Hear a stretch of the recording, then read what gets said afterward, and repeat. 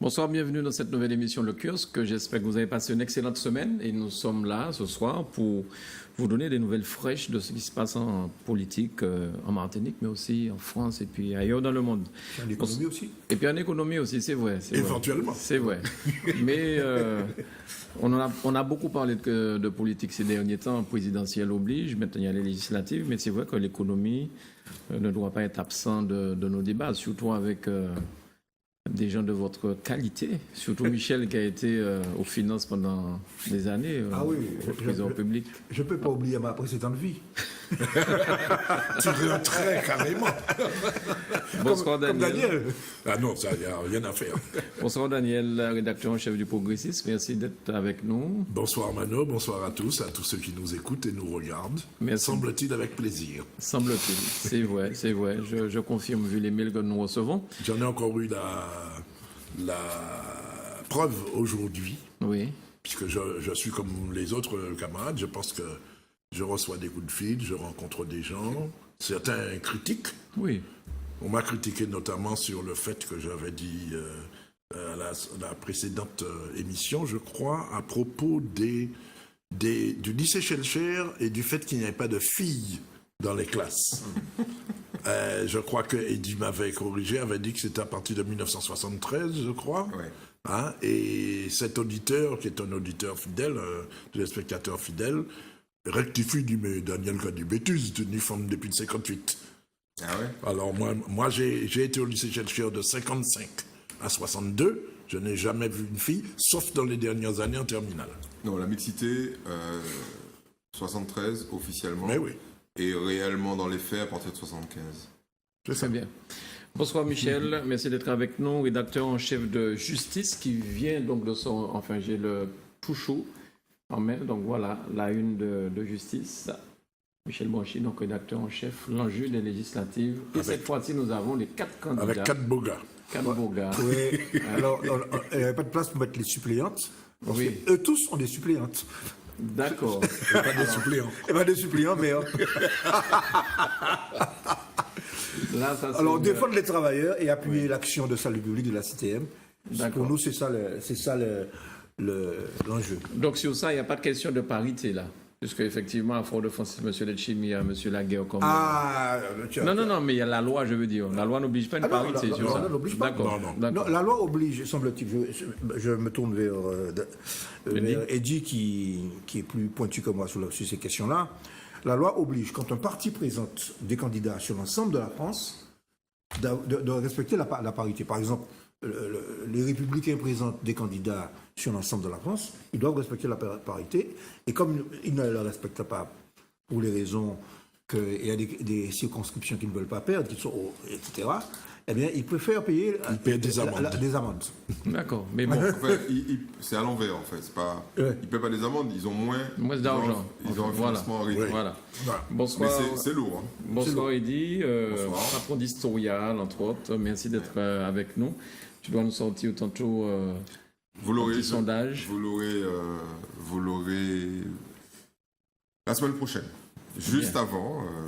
Juste avant Juste avant l'élection. le premier quoi. tour. Juste avant le premier tour, vous aurez des éléments, puisqu'on nous sortons un numéro spécial sur la franc-maçonnerie et Oui. les dérives de la franc-maçonnerie, dans lequel j'ai l'avantage de reprendre vous allez sourire, une citation de Michel Branchi. Il ne le sait peut-être pas, mais il s'était adressé à l'époque à des journalistes de l'Express, à qui il avait confié qu'effectivement, Qu'il était franc-maçon. non. Non. Que la franc-maçonnerie avait joué un rôle important dans la crise de 2009. Voilà. D'accord. Je vous en dirai pas plus. Je vous acheter pour voir, Oui, non, bon, on pour fera voir la suite. On lira ça ensemble Alors, jeudi prochain. La semaine dernière, on s'est quitté en se disant qu'on parlerait plus longuement des législatives à la Martinique singulièrement aujourd'hui. Mais je crois que sur le feu, là, il y a l'affaire Ferrand. On ne peut pas passer à côté de ça non plus. Ouais. Est-ce que ce brave homme Ferrand va-t-il se scratcher en plein vol? Est-ce que c'est parti pour ou bien est-ce que finalement ça va faire pchut? Ben, il y a un élément nouveau, semble-t-il, hein, c'est que le parquet de Brest a ouvert une information judiciaire. Alors qu'il semblait C'était dire le au cas. départ qu'il n'y avait pas matière à ouvrir quoi que ce soit. Oui, mais devant les révélations, non seulement du Canard enchaîné, mais du Monde et du Parisien, il semblerait que d'autres éléments soient venus conforter les premières informations du Canard, que personnellement, je n'ai pas trouvé très, très convaincantes, celle du Canard de la semaine dernière. Il semblerait que le Monde et le Parisien aient eu accès à d'autres éléments, et du coup, le parquet se retrouve dans une situation un petit peu délicate où il ne peut pas ne pas ouvrir une information. Maintenant, ouvrir une information, ça ne veut pas dire une mise en examen. Il ne faut pas non plus... Oui, mais bon, moralement, le jour où le garde des Sceaux doit sortir son truc sur la moralité, ça fait un petit peu... Disons que bizarre, quand c'est même. mal Ça fait tombé, désordre, oui, ça fait désordre. En plus, c'est l'un des premiers marcheurs de Macron. Donc, c'est peut-être pour ça que le président n'a pas encore lâché. Quelle est ton opinion sur ça, Michel? Mon opinion, c'est que, bon, j'ai lu comme tout le monde, je suis d'ailleurs venu avec les... J'ai là le premier acte du Canard enchaîné. Ouais. Bon. Ouais. Je ne suis pas aussi sévère que Daniel. Il y avait déjà quand même des éléments assez troublants qui montrent en gros que, en tant que directeur général des mutuelles de Bretagne, Il n'était pas encore élu, hein, je crois, à il l'époque. n'était pas encore élu. Non, il n'était pas encore élu. Hein. Bon, il avait passé une transaction pour la location d'un local pour cette mutuelle. Et cette transaction, cette décision avait été utilisée par son ex-épouse, qui était l'acquéreur de ce local, pour obtenir un prêt, lequel prêt a permis d'acheter le local. Et ensuite, le local a été rénové aux frais de la mutuelle de Bretagne, ce qui a augmenté la valeur du local. 184 000 euros de travaux. Et deuxièmement, dans le Canard dit aussi que époux et père exemplaire, il raconte que déjà à l'époque, il avait embauché son fils comme attaché parlementaire. Bon. Bien. Alors, bon, et puis alors Le Monde, hein, qui a rajouté une couche en allant plus loin, et je ne rentre pas dans les détails, hein, parce que ce n'est pas ça l'objet, qui parle de système ferrant. Ouais, le système. C'est-à-dire qu'il y a toute une série. Et là, il montre que ça a continué quand il était élu parlementaire, en particulier en portant une loi concernant les mutuelles au Parlement. Alors là, pour dire sa défense, c'est de dire, ouais, mais est-ce que, parce que je connais bien les problèmes des mutuelles, est-ce que j'aurais privé l'Assemblée nationale de mon expertise, de ma connaissance des mutuelles pour une loi qui consistait à, en gros, améliorer le système Oui, parce que mutuel. s'il est puni pour ça, Miguel Laventure va se sentir un peu gêné, là. Hein. Alors, j'ai assisté quand même à un certain nombre de débats, par exemple à la CACEM, où il était question de passer un accord pour le personnel de la CACEM en matière de complémentaire à santé. Et l'aventure qui est président des mutuelles est sortie le jour où cet accord a été validé par la plénière du conseil communautaire. Donc, et surtout, il n'a à aucun moment participé, même en commission, à la discussion du contrat. Mais peut-être qu'il avait déjà fait ce qu'il fallait avant. Non, non. Par rapport à ça, il est clair que ça tombe très très mal pour Macron. le président de la République. Et pour François Bayrou. Pour Bayrou, non. Je pense que Bayrou va présenter une loi qui ne concerne pas les actes qui sont reprochés à Ferrand. Ça n'a rien à voir. Mais il est mis en examen aussi, vous. Tout à fait. Non, Bayrou diffamation. n'est pas mis en examen. Bayrou n'est pas mis en examen. Il est l'objet d'une plainte pour diffamation. Donc, d'accord. Ok. Donc, et son bras droit, Suarez, enfin, Madame Sarnez est l'objet dans un groupe de députés dénoncés par le Front National. Voilà. Fait l'objet d'une enquête préliminaire pour des éventuels emplois fictifs. Bon, Mais il faut séparer tout Ce ça. sera difficile de moraliser la vie politique française, hein, j'ai l'impression. Non, parce que si vous commencez à... Il ne faut pas faire d'amalgame. Si vous commencez à ne pas moraliser parce que des gens Ils ont plus des- ou moins bien intentionnés attaquent des gens qui sont, pour certains, malhonnêtes, pour d'autres, tout à fait honnêtes, on est parti dans l'amalgame dont parle Daniel. Non, je pense que... Alors, il y a des gens qui disent, mais pourquoi ils ne démissionnent pas? La problématique majeure est la suivante, c'est si vous démissionnez parce que la presse vous reproche des choses, c'est mal barré. C'est sûr. C'est mal barré parce qu'il suffira que la presse soit elle-même manipulée, parce que bon, très clairement, l'affaire de Madame Sarnez est une manipulation très claire du Front National. Le Front National est très embêté parce qu'ils ont mis en place un système pour retirer, profiter du Parlement européen pour financer leur parti politique. Et ils disent, ouais, mais bon, comme les autres, la fait même bagaille là, nous qu'à dénoncer. Il faut faire très attention à ça, parce que le Front National, c'est un système complet, hein, c'est des millions d'euros. Tandis que les autres, ils ont peut-être profité du système, on va dire ça comme ça. Mais c'est bien un écran de fumée. Donc la presse est légèrement manipulée par le Front National. D'ailleurs, il y a un certain nombre de journaux qui ne vont pas plus loin. Le Monde, par exemple, dit, bon, attendez, ça c'est des conneries du Front National pour échapper aux enquêtes. Et puis, il y a l'affaire Ferrand. Alors, pourquoi Ferrand ne démissionne pas? Parce que si chaque fois que... Et c'est ça la doctrine Macron. Macron dit, mais attendez, je vais être l'objet, pendant la campagne électorale et après la campagne électorale, de tous ceux que j'ai éliminés. Tous ceux que j'ai éliminés. D'ailleurs, quels sont les deux partis politiques qui tirent le plus sur Ferrand? C'est le Parti Socialiste. Parce que Ferrand, c'est un ex-député socialiste. Ok, il n'a pas tiré en l'air, il a été député et il était au courant. Un. Deux, les Républicains. Parce que les Républicains, bien évidemment, ont perdu l'élection présidentielle à cause des mêmes reproches de l'affairisme, etc. Bon, très bien. Donc la problématique, elle est difficile à gérer. Mais très objectivement, quand vous n'avez pas quelqu'un de connu et quand les électeurs ont décidé d'aller jusqu'au bout et de renvoyer tout le monde, ils refont le coup, puisque Michel nous avait parlé du choix entre la peste et le choléra. C'est pas très compliqué. Là, ils ont à nouveau entre la peste et le choléra. Mais... Donc, comme ils ont déjà connu le choléra, ils veulent essayer la peste. Ils essayent la peste. Non, mais de toute façon, pour Ferrand, l'affaire est bouclée parce que, vu l'ampleur que ça prend, il va échouer aux législatives et du coup, il va devoir se retirer. Mais c'est ça le problème, c'est pas sûr. Ça arrangerait Macron peut-être, parce qu'il n'aurait pas décidé. C'est pas sûr, parce que Pierre Sameau a été en prison, il a été condamné et il a été réélu. À la sortie de prison, il va aux élections municipales et il est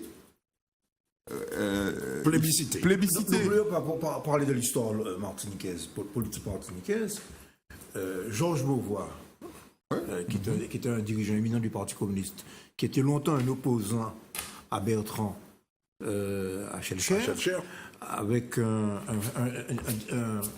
secrétaire général de mairie qui était impliqué dans de gros trafics. Il avait fait une campagne électorale sur ce thème. Ça n'a rien donné. Et je crois que Bertrand n'a jamais été aussi bien élu. Absolument. Il faut être clair dessus. Bon, par exemple, les derniers sondages qui prennent en compte l'affaire Ferrand, eh ben, c'est entre 29 et 34%. Il n'y a pas eu un impact. Il n'y a pas eu un impact. Au contraire. Donc, l'idée est la suivante. C'est que il faut bien distinguer la volonté de ne pas répondre à la justice. Ça, par contre, les Français, ils ne pardonnent pas. De l'espèce de pessimisme global que les électeurs français, comment dirais-je, font ressortir ou expriment face à la presse. C'est ça notre problématique. C'est jusqu'où la presse est crédible. Voilà. Et aussi la magistrature. Oui. Parce que... Et là, on va toucher à des choses qui sont sensibles. Parce que Macron se méfie de la presse aussi, apparemment. alors, il y a quand même une chose. Il y a quand même une chose. Le Canard enchaîné sort cela mercredi dernier. 2 heures après, le parquet, à toute vitesse, dit... Il n'y a pas matière. Il n'y a pas matière. Il n'y a pas matière. Enfin, quel parquet? Le parquet de Bretagne. Oui, le procureur. Non, le parquet financier, d'abord. Le parquet, les deux. PNP, Les deux. Non, le Bretagne, c'est après. Bretagne, Ouais, c'est c'est parquet 48 heures financier, après. d'abord. D'abord, le parquet financier qui... Pourquoi il réagit, le parquet financier? Parce que les Républicains, dès le mardi soir, parce qu'il faut que les gens sachent une chose, c'est que le mardi soir, Tout le monde a le Canard. le Canard est au siège du Canard. Il y a un type qui est devant le siège. Il a un tas de journaux Canard enchaîné qui vont être mis en kiosque Ouais. le mercredi, donc le mardi soir, et toute la presse, le gouvernement, les partis politiques, on va dire les VIP, viennent avoir leur Canard sur réservation Le mardi soir. le mardi soir. Donc en fait, dès le mardi soir, Voilà. on sait déjà ce qu'il y aura le mercredi. D'accord. OK?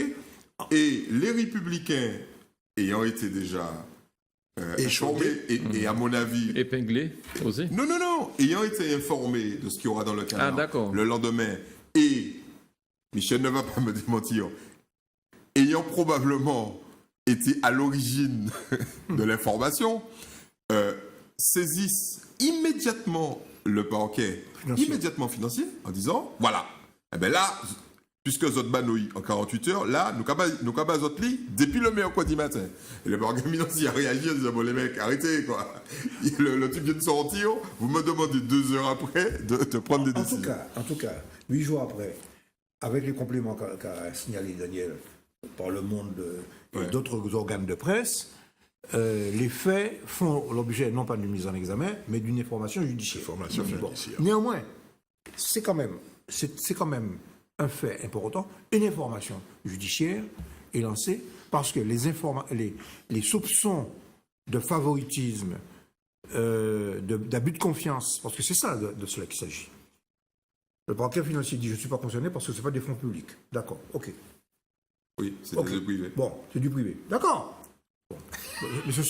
Mais excusez-moi, moi je suis un politique, ce sont des arguties juridiques.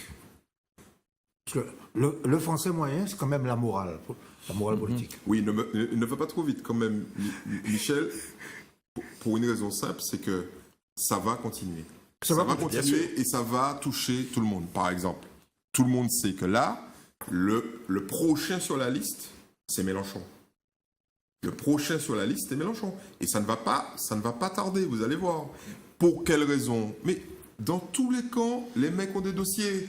Dans tous les camps, ils ont des dossiers. Chaque individu, d'une manière ou d'une autre, est passé près de la ligne rouge. Mais ils ont tous fait ça de toute façon. Tout le monde pratiquait ces méthodes-là. Bon, maintenant, par rapport à la moralisation, tout ça, ça pose quelques problèmes. Mais c'était même pas interdit par la loi. Il y a une ligne. Voilà, tu as raison de Donc lui non plus. La ligne rouge. C'est une question de morale, finalement. La ligne rouge, c'est est-ce que c'est des faits qui tombent sous le coup de la loi ou pas? Et en fait, ce qui est en train d'être remplacé, avec raison, moi je pense avec raison, c'est qu'on enlève la ligne loi, on la met au placard et on met morale à la place. Le problème, c'est que on sait ce qu'il y a dans les codes. On sait, le code pénal. Le favoritisme, par exemple, on sait ce que c'est. On sait ce que c'est. C'est une loi Sapin, d'ailleurs, numéro 1. Mais la morale, on ne sait pas. Et la loi Sapin 2 qui sort là, elle est terrible. Hein. Elle est terrible. Si elle est appliquée, à mon avis, il y a bon monde qui a disparaître. Il y aura commencé à appliquer, il y aura flippé. Donc, quand tu enlèves la loi et que tu la mets de côté et que tu remplaces une ligne rouge morale, là, tu ne sais plus ce que c'est. Hein. Ben oui. Tu sais plus ce que c'est. Est-ce que c'est moral ou pas? Et à mon avis, bon, moi, je suis favorable à ce qu'on remette en place, qu'on remette un peu de morale dans tout ça. Mais laisse-moi aller jusqu'au bout. Ce qu'il faut, c'est faire entrer la notion de moralité dans la loi. C'est ça qui est intéressant. Par exemple, est-ce qu'il est moral de faire est-ce que c'est respecter la morale que de faire travailler sa famille? Dans un certain nombre de pays, non. Dans un certain nombre d'autres pays, les pays latins, oui, dont la France. Maintenant, la France va choisir, et bien, on va le dire, c'est fini, c'est terminé. On ne peut plus faire en sorte que sa famille travaille pour un député. Mais c'est simplement l'évolution de la société. Alors, de même que les ministres vont être des justiciables comme tout le monde. Mais pourquoi on ne peut pas prescrire tout ça et repartir à zéro à partir de maintenant? Parce que de toute façon, en ça va être cherchant très mal bien... vécu par l'opinion. Ça va être très mal vécu par l'opinion. Parce que si on fait une amnistie globale, un certain nombre d'affaires gravissimes vont être définitivement évacuées. Et donc, des malhonnêtes vont pouvoir prospérer et avoir de nouveau le pouvoir. Or, ce que les gens recherchent, tout simplement parce que, bon, la plupart d'entre nous ne sont pas des élus politiques, et même Michel n'est pas couvert par une immunité quelconque. Nous sommes, nous, justiciables. Oui. OK? Et tu imagines bien que dans un pays qui croit à l'égalité, ce genre de En fait, système-là... c'est des gens qui veulent quoi? Quand tu dis que le prochain, ce sera Mélenchon. Mais parce que Jacques a fouillé. Mais c'est bien ce que je te dis. Donc après Mélenchon, ce sera qui? On va encore chercher un truc qui a existé. Autant finir avec ça, faire une nouvelle loi, et à partir d'aujourd'hui, tout ça qui font chez Bayelet, on va faire une foyer. Alors, écoutez-moi.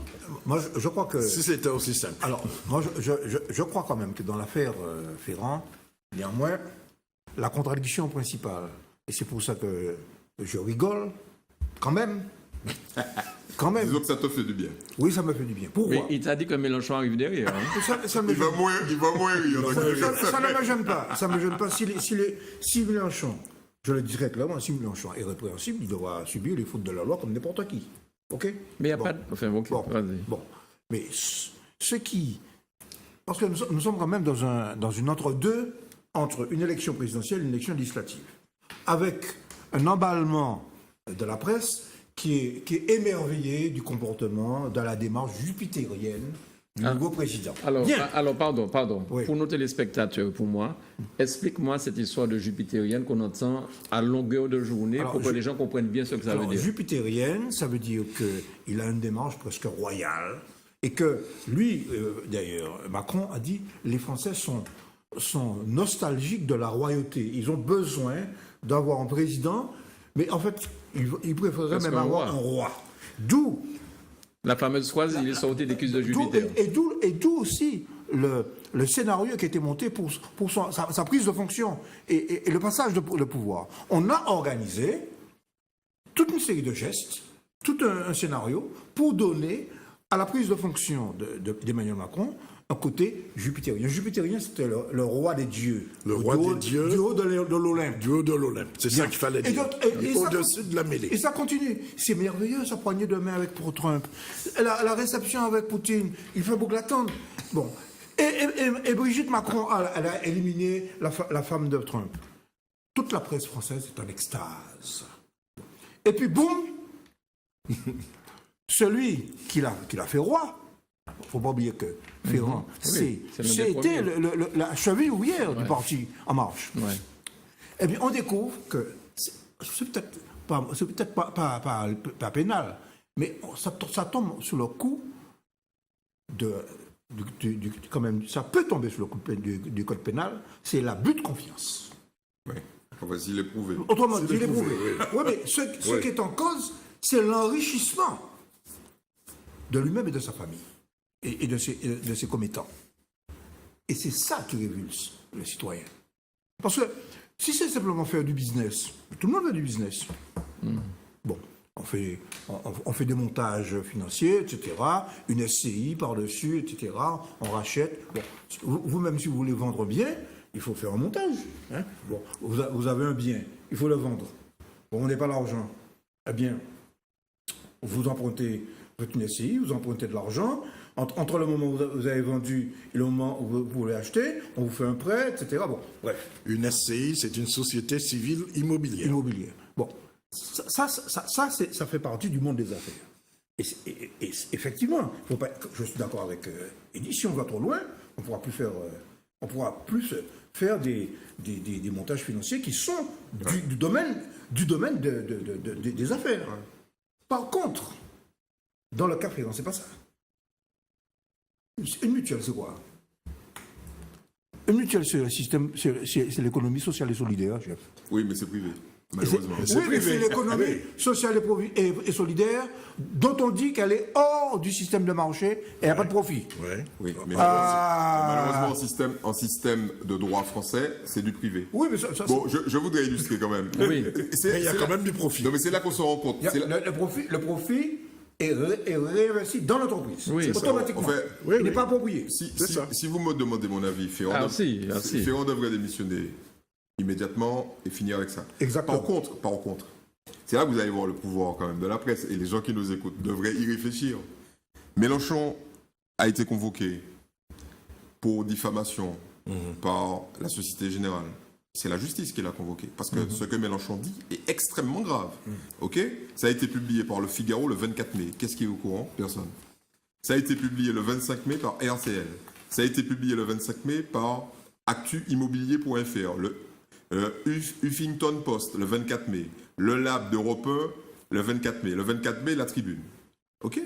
Vous avez entendu parler de ça dans les télévisions? Nulle part. Et c'est ça la réalité de la presse. C'est que, en fait, il y a un choix qui est fait Tout à fait. de monter en épingle ou pas. Là, par exemple, une fois que Ferrand se sera calmé, Une fois qu'ils ont eu la peau de Ferrand. voilà, ils vont vouloir la peau de Mélenchon. Ils vont dire, bon, maintenant, qui? Et Sarnez, ils ont vu que, globalement, c'était du pipi de chat, tout simplement, parce que dedans, dans le groupe de Sarnez, il y a quand même des gens super costauds. Il y a Jadot, Yannick Jadot, les écologistes. le mec des Verts, et puis il y a Brissot Hortefeux, Il y a Lavrieux. il y a Lavrieux, de Big Malion. De Big Malion. Donc, les mecs du Front National, ils ont fait la grosse connerie. Ils ont dit, ah merde, nous mettez, Sarnez nous qu'à viser. mais nous mettez des boucs qui caillent là, comme il y a des dossiers, là, nous, Brissot Hortefeux, il ne faut pas le chercher. Ancien ministre de Un l'Intérieur. seul ministre de l'Intérieur, Sarkozy. donc il va. Il a des biscuits. Il a du biscuit. Il a du biscuit. Et Ça il veut a, dire que- et il a décidé de porter plainte contre le Front National. Oui, bien sûr. Et l'ancien ministre de l'Intérieur, Cazeneuve, Ah ouais, qui a été oui. accusé par Mélenchon d'avoir assassiné. Ah, c'est quoi cette histoire? Parce que Mélenchon en a parlé dans un meeting là Ouais, dernièrement. Mélenchon dit que c'est Cazeneuve qui a Assassiné réglé. qui? Comment? Assassiné Un petit jeune. Vous vous C'est rappelez le barrage de Stevens. Ah oui. Ce sont les, comme ce qu'on appelle les, des manifestants, disons, anarchistes. disons. Le barrage de Civil, le barrage, c'est l'histoire d'aéroport là, c'est ça? Non, pas du Non. tout. C'est au centre de la France. Il y a une zone qui devait être noyée pour laisser la place à un barrage. C'est Ah oui, un petit oui, truc, ok, voilà, ok, un petit truc ok. local, quoi. Et il y a eu un mort. Cazeneuve était ministre de l'Intérieur. Cazeneuve était ministre de l'Intérieur et D'accord. il y a eu un mort, enfin bon, probablement par une dérive, on va dire une bavure policière. On a un tir tendu de, Tir tendu. La grenade. de grenade. La grenade est tombée dans le sac du petit jeune et elle a explosé et il est mort. Bon, au lieu de tomber à côté, malheureusement, elle est tombée dans son sac à dos.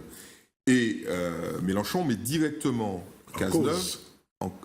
en lui disant que c'est lui, grosso modo, qui a tué le mec, quoi. Et Cazeneuve va s'occuper de Mélenchon. Il lui a dit, déjà, il a porté plainte, parce qu'effectivement, Ouais, mais- Il a l'accusation... exigé, il a dit, excuse-moi, il a Ouais. dit qu'il porte plainte, qu'il retire sa plainte si Mélenchon s'excuse. Parce que- Et Mélenchon a présente des refusé. excuses. Et Mélenchon a refusé. Oui, mais il n'est plus ministre de l'Intérieur. Oui, non, mais bon, Lui aussi, il a des tu dossiers. veux que je te cite? Tu Il a, veux que je te cite? il a des amis dans la maison pour la gare. Voilà. Ça s'appelle la maison pour la gare. C'est comme Michel. Si vous emmerdez trop Michel, et Michel a encore des relations avec la direction de la concurrence et des fraudes. Donc faites attention. Faites attention. Non. Daniel a des relations avec l'éducation nationale. Donc faites attention. Pas avec la superstructure de l'éducation On ne sait nationale. jamais, Daniel. Dis-leur d'arrêter. D'accord, ok. Donc, cette affaire, effectivement, je rejoins Eddy. Il y a un moment donné où la presse doit faire attention. Et nous l'avions dit d'ailleurs à propos de Fillon, Client, tout à fait. ici, même si on nous a suspecté d'être de mansuétude Oui, oui. à l'égard. J'ai été accusé de soutenir Fillon. Eh ben, Et nous Alors qu'on l'a descendu. Qu'est-ce qui était notre préoccupation? Notre préoccupation, et c'est d'ailleurs ce qui s'est passé, c'est qu'on a parlé pendant 2 mois, 3 mois Oui. de de Pénélope Fillon, on n'a pas parlé du programme de Fillon, qui est un programme, à mon avis, qui était furieusement ultralibéral. À tel point que, Barouin, quand il se retrouve chef de la majorité, enfin, Oui. pour aller législative. conquérir la majorité législative des Républicains, prend le programme de Fillon et enlève tout ce qui n'était pas acceptable par l'opinion.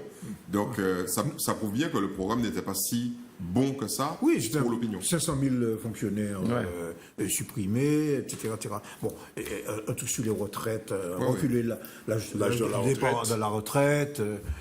Bon, donc 35 heures. Mais le risque, c'est que c'est le tous pourri. C'est le fait que le souci de moraliser jette la suspicion sur l'ensemble des hommes. Il y a, alors j'ai rappelé à cet égard, il y a 36 000 maires en France. Bon. Et que le taux de corruption, d'après les organismes internationaux qui mesurent cela, le taux de corruption en France est beaucoup moins élevé. Même dans la fameuse vertueuse Allemagne est beaucoup plus corrompue que la France. Oui, les liens. Parce que une partie de l'Allemagne vient de l'Allemagne de l'Est. Il faut quand même le rappeler. Bon. Je dis pas ça pour t'embêter. C'est ce qu'on dit. On dit aussi, c'est parce qu'il y a aussi un système fédéral de pouvoir avec les landers, avec des barons, des petits barons locaux, Des caciques. des caciques, et avec des liens avec les barons de la drogue.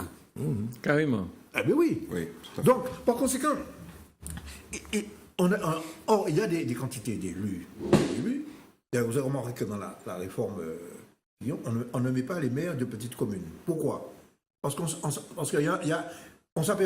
La réforme Fillon. La réforme Bayrou. La réforme de Bayrou. La réforme Bayrou. Ok. Pourquoi? Parce qu'on se rend compte que, d'abord, il y a des milliers de communes qui n'arrivent pas à trouver de gestionnaire. Voilà. Parce qu'on jette et qui ne fonctionne que sur la base du bénévolat. Tout à fait. De l'implication des élus au service de leurs concitoyens. Ça existe. Ça existe. Mais oui. Il y a des élus qui passent, qui ne sont pas rémunérés. Je rappelle simplement à la mairie de Fort-de-France, que je connais bien, à la mairie de Fort-de-France. On rappelle que tu es élu. Je suis conseiller municipal, je suis membre de plusieurs commissions qui se réunissent plusieurs fois par semaine. 0 francs, 0 centimes. Pourquoi? On croyait que tu faisais ça pour l'argent. Parce que je crois au service public, je crois au service des citoyens. Et qu'il y a en face de moi des élus qui sont pareils, même si nous ne sommes pas du même bord. Le problème, c'est qu'il n'y a pas de communication sur ça. Il n'y a pas d'enquête sur ça, tout simplement parce que ça n'intéresse personne dans la presse. Et le vrai boulot est de dire, et ce serait de dire que la très grande majorité des élus ne gagnent pas un centime. Les conseillers municipaux ne gagnent pas un centime. C'est ça la réalité. Donc il y a évidemment tout en haut un certain nombre de gens qui gagnent de l'argent tout simplement parce qu'ils consacrent. Ce sont des indemnités. Oui, ce sont des indemnités, ça Ils va pas loin. consacrent une bonne partie de leur temps on va dire presque à 100% au fonctionnement du pouvoir. Souvent au détriment de leur Bon, et puis il fonction. faut rappeler les choses. Un président de la République, ça gagne quoi? 15 000 euros? C'est quoi 15 000 euros quand on gère un pays? Non mais c'est ça, c'est terrible quoi. 15 000 euros pour gérer un pays de plus de 60 millions d'habitants. C'est ridicule quand on sait qu'un patron d'une entreprise qui aura 100 000 ou 200 000 personnes va gagner plusieurs millions d'euros dans l'année. Donc on est dans ce déséquilibre-là. Et moi je milite pour qu'il y ait en France définitivement un statut de l'élu. Avec des montants, un salaire, etc. Un certain nombre d'avantages en nature pour que ces gens-là puissent faire le job comme nous, on veut qu'ils fassent le job. Et fassent le job uniquement. Mais bien sûr, on ne peut plus demander aux gens de faire le job gratuitement. C'est débile. Il faut arrêter parce que le job en question est devenu quelque chose de monstrueux. Et en plus, il y a beaucoup de choses qui peuvent être... j'ai envie de dire tentantes. Il y a des choses tentantes. Ah ben Quand on est à la si tu tête de gagnes ces pas d'argent trucs-là, et qu'en face de toi, tu as un type qui te propose une valise, tu vas faire quoi? voilà. Le gars te dit de lever telle chose. Dans le prolongement de ce qu'il dit, c'est une proposition d'ailleurs du Parti communiste français, le statut de l'élu, parce qu'il y a aussi un autre aspect, c'est l'aspect sociologique. c'est qu'on aboutit à sélectionner le pouvoir entre les mains de certaines catégories socio-professionnelles dans les assemblées. Seuls ceux qui font partie des professions libérales, les fonctionnaires, Ceux qui ont une garantie de revenu. qui ont une garantie de revenu, peuvent devenir élus. Il n'y a pas d'ouvriers. Ouais. La classe ouvrière est éliminée du pouvoir. Donc, dans une république Attends, la qui a classe sous ouvrière a son quand même eu fronton- un Premier ministre. Hein. Qui donc Bérégovoy. Bérégovoy, tu penses à Bérégovoy. Un ouvrier qui est devenu patron après. ouais. Ah, d'accord. Et d'une part, et puis ça reste est quand même exceptionnel. C'est l'exception, oui. Ok. Alors, en parlant d'exception, et pour changer de sujet, il y a quelque chose qu'on entend très souvent à propos, on reste dans la sphère politique, à propos des Martiniquais qui n'ont jamais eu de ministre. Ah oui. C'est la tarte à la crème. C'est la tarte à la crème. Je tiens à réhabiliter Henri Lémery. L'Emery. Enfin, Henri L'Emery. Henri Lémery, Martiniquais. Ouais, ouais. Et on s'en est pas félicité d'ailleurs. Hein, Absolument. historiquement. Oui, mais bon. C'était le représentant de l'oligarchie. Oui, mais attention, ne dérivons pas. Voilà, il a été ministre. Il a été ministre à plusieurs reprises. Oui, il a été plusieurs nommé reprises, en Des colonies, de la marine. De 17 à 20, il a été sous-secrétaire d'État au commerce, à l'industrie, aux postes et aux télégraphies, au transport maritime et à la marine marchande. Ah ben, donc, ministre des colonies à l'époque. Voilà. Et puis derrière, il a été nommé en 1934, il était garde des Sceaux. Garde des Sceaux, oui, oui. Ministre de la Justice. Ouais. Ministre de la Justice. Donc je ne sais pas s'il y a beaucoup de Guadeloupéens ou de Réunionnais qui ont été ministres de la Justice. Et pour la petite histoire, on lui a demandé de mettre dehors du lycée Schellcher Jules Monod, qui était le fondateur de Justice, parce qu'il était communiste. Exact. Oui, C'est pourquoi il a fondé une association, je vais apporter de l'eau à ton moulin, il a fondé une association anticommuniste, la Société des Amis de la Russie nationale. Voilà. Bon, c'est un Martiniquais quand même. De la Russie blanche. Alors moi je dirais que c'était surtout un super réac. Ouais, un anticommuniste primaire. Mais enfin, c'était Mais un en fait, ministre c'était un martiniquais. Martiniquais. Ouais, il a été... Donc, va il retenir ne ça. suffit pas que le ministre soit martiniquais pour que ce soit bon. Parce que je lis ça aussi, Ouais, j'ai tout à même lu fait. ça d'ailleurs sous la plume d'un des rédacteurs de mon confrère, que les Martiniquais ont été cocufiés pour une nouvelle fois, il n'a pas de ministre. Mais écoute, la Guyane, il y a déjà eu trois ministres même, je Oui, crois. mais en la Guyane. Guyane, c'est pas la Martinique. Non, je suis d'accord. La Guadeloupe, il y a déjà eu combien de ministres aussi Mais qu'est-ce que ça change? Oui. Ben, ça change que ces gars-là, ils sont au gouvernement, ils peuvent obtenir des choses plus facilement. Non, bien au contraire. Mais non, À mon c'est avis, d'abord- ça les met dans des situations extrêmement compliquées, parce que là, il vaut mieux être un bon lobbyiste qu'un ministre nul. Hein. Parce que des ministres nuls, il y en a eu quand même un Ou paquet. comme ministre sans beaucoup de moyens. Ben, c'est la même chose. Un ministre de l'Outre-mer, c'est un ministre qui n'a pas beaucoup de moyens, qui est constamment Absolument. en train de négocier Absolument. avec les ministères qui ont le vrai pouvoir. Notamment Bercy. Notamment Bercy. Donc, reprocher à un ministre de l'Outre-mer, guadeloupéen, martiniquais, réunionnais, de ne pas, etc. Bon, il a un pouvoir réel. Mais à mon avis, en plus, il est surveillé. Bon, si tu es ministre de l'Outre-mer réunionnais, ben, tu te fais un point d'honneur, quand tu as une enveloppe à séparer, d'établir des critères objectifs pour séparer cette enveloppe de manière équitable entre les différents hommes. En principe, Michel, en Il y a un petit principe. truc. il y a un En petit principe. truc. Oui, ça c'est de la théorie, mais il y a quand même un petit truc pour comment dirais-je, susciter l'indulgence, une toute petite peu d'indulgence de la part de Michel. Hitler apprenant qu'un Martiniquais est nommé ministre, garde des Sceaux, ministre de la Justice, dit la France est en train de se négrifier. Oui. Et lui, il écrit à Hitler, ils disent non, l'Afrique est en train de se franciser. Francisé. En tout cas, à propos de l'Emery. Non, mais c'est Lémery qui répond à Hitler en disant non, monsieur, vous êtes trompé. C'est l'Afrique qui est en train de se franciser. Alors, en parlant d'enveloppe, vous avez peut-être entendu, je ne sais pas, le député maire, toujours, député maire de Sainte-Marie, Voilà. expliquait en long et en large comment il a distribué l'argent de... Alors, c'est 5 000 parts là, 10 000 parts là, enfin Il a bon. largement favorisé sa commune. Sa commune, alors, il semblerait qu'on lui reproche ça, mais lui, il détaille, et il dit, j'ai donné ça, j'ai donné ça. Il y en a beaucoup qui détaillent. Moi, ce que je voulais dire, parce Attends, qu'on parlait là, tout à l'heure là, donc de programme. Moi, je dis aujourd'hui, est-ce que ça tourne autour de ça, quoi? J'ai donné ça, si j'ai fait un bout de trottoir par là. Où sont les programmes? Ce que tu reprochais à Fillon, à oui, l'époque mais- de l'affaire Fillon, de ne pas avoir de programme. Mais oui, mais c'est ce qu'attendent les gens. les grandes idées, les grands programmes, etc., ce n'est pas ce qui motive les lecteurs. Électeurs, hein? L'apostrophe électeur, n'est-ce pas? Et ce qui le motive, c'est justement l'arrêt de bus qui n'est pas marqué. Je fais allusion au problème avec Mosaïque. L'arrêt de bus qui n'est pas marqué, la rivière qui n'est pas curée près de chez lui, etc. Ce sont ces petites, entre guillemets, ces petites choses-là qui, pour lui, quand elles sont résolues, marquent l'action. Oui, mais on parle de députation. Mais justement, c'est pas un député qui j'allais doit... dire, marque l'action du maire, voire du député. Ouais. Alors, Même s'il se trompe de niveau, mais c'est ce qui intéresse les gens. alors moi, c'est là que il y a une différence. C'est la même chose en matière de presse et en matière de politique. Est-ce que, pour pouvoir se rapprocher du peuple, il faut faire le lien, faire ce que le peuple attend, la rivière, etc. Ou bien...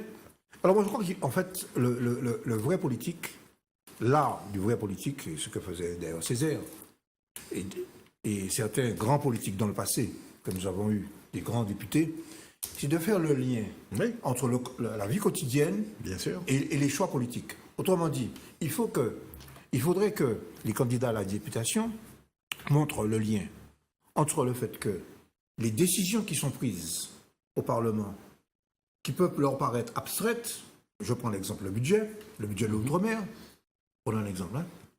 C'est important qu'il y ait des députés martiniquais combatifs, pour qu'au budget de l'outre-mer, dans les années qui viennent, quels sont les grands problèmes de la Martinique?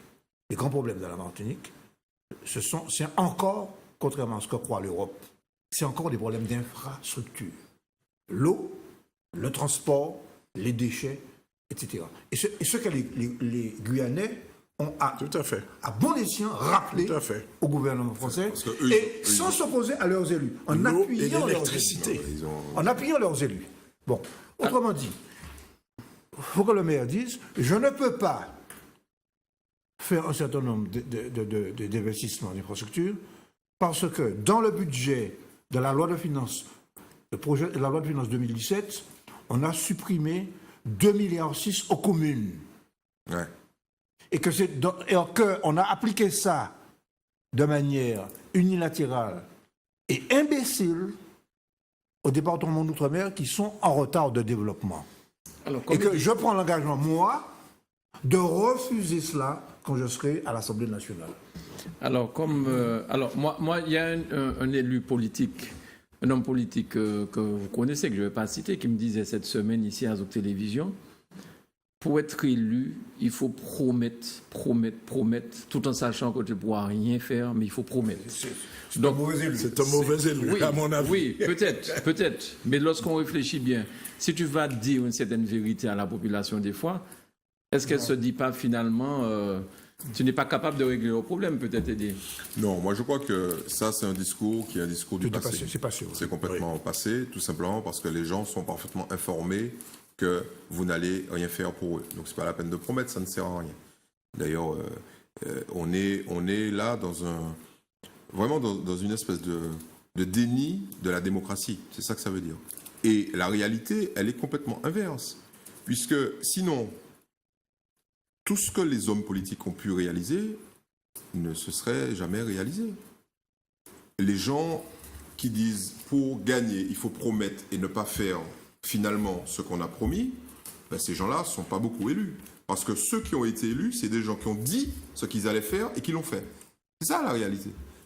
C'est ça la réalité. Quand Aimé Césaire dit, voilà, je vais faire en sorte que cette ville ne soit plus une poubelle ou un canal à ciel ouvert, il l'a fait. Il l'a fait.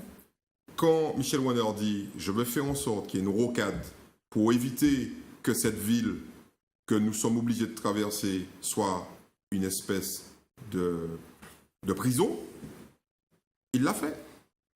Quand le président du conseil général de l'époque, dont je ne me rappelle plus le nom, mais vous allez m'aider, dans le sud, dit « je vais mettre l'eau Jean-Joseph. Jean-Joseph. Voilà. Alphonse Jean-Joseph. Tout en s'enrichissant. Oui, mais bon, c'était à l'époque. Ah, Mais- mais non, mais il y a pendant des années, D'accord. la collection de justice de l'époque, dès qu'on disait Jean-Joseph, château tuyau. bon, évitons ça. Enfin, il a mis l'eau. Bon, il a mis l'eau pour des gens, Il a mis l'eau, quand même. parce que absence d'eau, c'est ça qui est terrible. Ouais. Absence d'eau égale choléra. Mais oui. Le problème, c'est que ces types, ils ont dit aux gens ce qu'ils allaient faire, ils l'ont fait. Et c'est eux dont on retient le nom, Tout seul. l'histoire. C'est bien ça, la réalité. Quand Césaire part, et le Parti communiste lui dit « Tu reviens pas si on n'est pas département et si on n'a pas les mêmes avantages. » La sécurité, La sécurité sociale, etc. notamment. Ben, avec c'est- Bissol. C'est ça. Pas tout Donc, seul. le type qui dit ici, faut promettre pour gagner, il se trompe, à mon avis, de discours, et il se trompe surtout de réalité. Et d'époque. Peut-être d'époque, parce qu'il a continué en me citant. S'il a Ducos, c'est un maire qui ne disait pas oui, qui disait non, je ne peux pas faire ça, et bien il me disait, il a fait un mandat. Voilà un exemple. Il Oui, a été mais c'est- viré par mais la c'est- population. Mais c'est pas vrai. C'est pas quelqu'un qui a été viré parce qu'il n'a pas promis des choses ou alors qu'il Non, a il dit qu'il donnait ne pourrait pas. pas. Non, c'est un maire qui a été viré tout simplement parce que les gens ne voulaient pas de lui. On va pas faire l'exégèse de savoir pourquoi on veut pas de vous. On ne veut pas de vous, point. On n'est pas dans un marché de dupes. Hein. Ben, la preuve, regardez ce qui s'est passé avec François Hollande. Il avait On est- promis. Hein. ben, on n'est pas dans un marché de dupes. Alors, bon, moi, je crois que le rôle... Alors, on va quand même demander à Eddie aussi quelques renseignements sur nos fameux candidats, parce qu'il devra s'en aller sous Ah, peu, voilà. puisque... Je voulais quand même Il va terminer chercher nos confrères. sur ce sujet-là, quand même dire une chose. Oui. Puisqu'il s'agit comme on a cité des exemples qui étaient des exemples d'élus municipaux. Et, Oui. bon, mais s'agissant de Députation. l'élection de la députation, sans promettre, ce qu'un élu doit dire, c'est quand même quelles sont les choses sur lesquelles je vais me battre. Oui. Je veux me battre. Bon, je prends un exemple. J'ai remarqué dans les programmes de plusieurs élus, je veux me battre pour améliorer le fonctionnement de la collectivité territoriale de Martinique, parce que à l'usage, il y a un certain nombre de dysfonctionnements, parce que la loi du 11 juillet 2011 a été un peu bâclée en ce qui concerne les rapports entre l'Assemblée et l'exécutif. Bon. Et je voudrais... Bon. Donc moi je crois que ça, c'est un engagement. Et ça c'est important parce que la collectivité territoriale de Martinique est devenue quand même un élément important de la vie des Martiniquais. Et améliorer son fonctionnement à partir du constat à l'usage de ce qui ne fonctionne pas, ça c'est un engagement important. Et c'est ce qui prouve la continuité, si l'on peut dire, entre l'action locale et l'action nationale. Voilà, Bien sûr, il y a un lien. Voici un Il faut exemple. que les gens comprennent ça. Ils comprennent que leur vie quotidienne est rythmée par des lois, des réglementations, et que la quasi-totalité de ces réglementations sont votées, mises en place, votées par des députés. Bon, je prends un autre exemple, le chlordécone. Le chlordécone, eh bien, il y a un candidat que je soutiens d'ailleurs, qui dit, c'est bien, il y a eu quelques indemnisations, mais il faut accélérer, il faut accentuer les recherches concernant la dépollution. En plus, ce serait une avancée pour la science. Garcet Mal, ça va pas aux élections législatives. C'est pas lui qui disait ça. C'est pas de lui. C'est pas de lui. C'est un autre écologiste. Un autre écologiste. Je peux le dire, c'est Louis Boutrin. Louis Boutrin. Ben oui. Bon, il a écrit un livre là-dessus. Bon, D'accord. on sait qu'il connaît bien le sujet. Avec Non, confiance. Avec confiance. Donc, Alors, ce soir, nous allons écouter l'émission. Il dit, est-ce que tu as des petits renseignements pour nos amis téléspectateurs sur les législatives? Est-ce que tu peux nous donner quelques Oui, scoops? Quelques scoops. Non, Ouais. c'est pas un scoop. On va publier un sondage dans les jours qui viennent. Mais je peux déjà vous donner peut-être un avant-goût, les résultats. Alors, il y a de très fortes chances, au moment où nous faisons ce sondage, que si l'élection avait lieu à ce moment-là, les candidats qui sont en tête, donc je parlerai que des principaux candidats qui sont en tête selon ce sondage. Dans le Nord, il y a un mano à mano entre M. Azero et M. Monplaisir. Plaisir. Dans le Fort-de-France, il y a Serge Timi en tête, et derrière il y a M. Francis Carole, donc il y aura un second tour Carole Letchimi. Dans le sud, Nilor est largement en tête dans nos sondages. Donc il y aura un deuxième tour forcément, Nilor, probablement Seï-Sultan. Et là où la situation est complexe, c'est le centre, où il y a 4 candidats qui se tiennent en quelques points.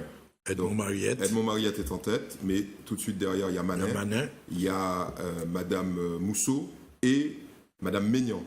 Donc 3 femmes dans le quatuor de tête, on va dire. Voilà. Et le favori d'Alfred Dunon de Daniel Marissen. Dunon ne recueille, dans notre sondage, ne recueille que quelques points. Il est distancé très très nettement par les 4 dont je viens de citer le nom. Alors, c'est pas le seul sondage qui a été fait. Il y a une certaine cohérence avec les autres dont on a pu avoir connaissance. Et bon, il n'y a pas de surprise. Hein. Dans une élection législative, c'est rarement la surprise. Le seul type qui nous donnait un petit frisson là et qui faisait la surprise, c'était Alfred Marie-Jeanne, qui était capable de sortir d'une circonscription, aller dans l'autre et remporter le truc. Mais là, c'est un peu compliqué. Pourquoi je dis ça? Pour une raison simple, c'est que on est dans une élection où le taux de participation est extrêmement faible. Voilà. 33% au premier tour en 2012, 38% au deuxième tour. Donc là, il n'y a pas... Par exemple, ce qui aurait été sympa, c'est les triangulaires, par exemple. Et là, le suspense est total. Puisqu'il n'y a pas de magouille pour faire des reports de voix ou des choses. Mais là, ce n'est pas les 2 premiers, c'est ceux qui atteignent un certain... Oui, alors c'est très compliqué. C'est les deux. C'est de toute façon, si personne n'est élu au premier tour, pour être élu au premier tour, il faut avoir 25% des inscrits. Alors quand vous faites 33% de taux de participation, c'est impossible de faire 25% des inscrits, sauf si vous faites 95% des suffrages exprimés. Donc ça, ce ne sera pas possible. Il n'y aura pas d'élection au premier tour. Ce qui était le cas il y a plusieurs décennies ou il y a quelques années. Mais c'est exceptionnel. Bon, par contre, il faut, pour être au deuxième tour, avoir 12,5% des inscrits. Ce qui est encore très compliqué si vous êtes troisième. Donc, qu'est-ce qui se passe? Comme il n'y a pas d'élus au premier tour, on prend les 2 premiers. Voilà. Quel que soit leur niveau de score, on prend les 2 premiers et puis le troisième, au revoir. Sauf si il a 12,5% des inscrits. Mais comme les 2 premiers n'ont même pas 12%, c'est pas le troisième qui aura. Donc, il n'y aura que 2 personnes. Est-ce qu'on aura le droit de commenter ton sondage la semaine prochaine avec les chiffres, tout ça? Oui, jusqu'à jeudi. Jusqu'à jeudi. Ce sera publié, donc ça sera public. Oui, mais on sera diffusé vendredi. Vendredi, attention.